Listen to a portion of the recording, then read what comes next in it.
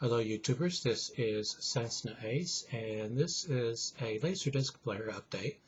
For those of you who saw the video I did earlier today, both of my LaserDisc players failed on me today.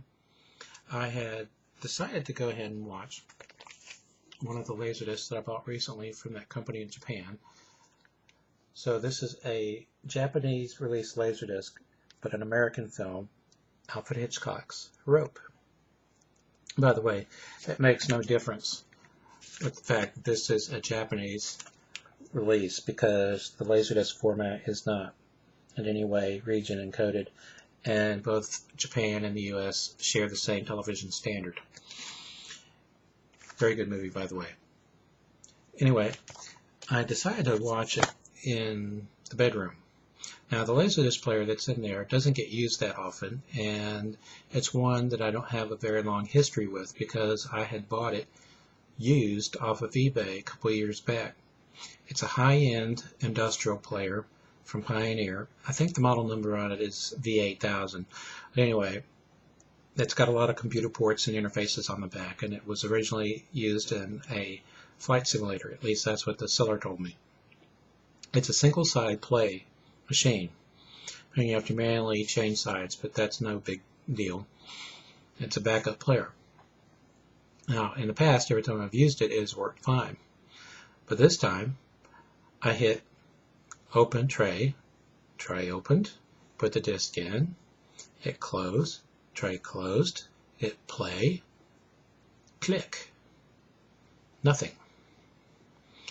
And that's all I ever got out of it. And I'm thinking that it might be a broken switch or a relay or something like that, because you don't even hear the motor spinning or anything after you hit play.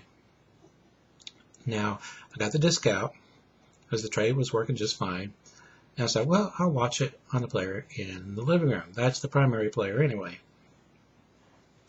So I put it in there, watched side A just fine. Now, this particular player, a Pioneer CLD D504, is a dual-sided player. After it played side A, it automatically transitioned over to side B, and while it made a lot of noise doing it, it actually did it and started playing side B. Now, while it was in the process of switching over from side A to side B, I decided, well, after it's done transitioning to side B, I'll turn the player off, I'll go out and pick up some lunch, I'll come back and I'll watch the rest of the movie. So after it transitioned from side A to side B and started playing side B, it got about 5 seconds into it, I turned it off, went out and got some lunch, came back, turned it on, and got an error message, E1. Turned it off, turned it back on, got an error message, E2. Turned it off, turned it back on, got an error message, E3. Turned it off, turned it back on, and got the E3 error message again, and that's the only one I've been getting since. I've tried turning it off and on, I've tried unplugging it and plugging it back in, because sometimes that will reset the error message. At least it has in the past, but this time it didn't work. Now, after I posted my previous video, Screw Attack Europe helpfully told me that the E3 error message means that the pickup assembly has got caught on the tray, and it should be an easy matter of taking the cover off and removing some brackets and then nudging it back into place. Well, I did that. It took the removal of 16 screws and the loosening of a 17th one, which I think was just a ground from one part of the frame to another. But I could not get it to work. I could not find where it was caught up. I did, however, manage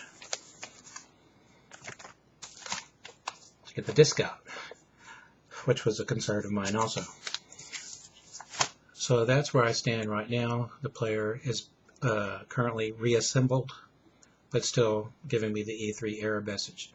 Now, while I had it apart, I looked inside and inspected what I could. The one belt that I could see looked to be in good shape.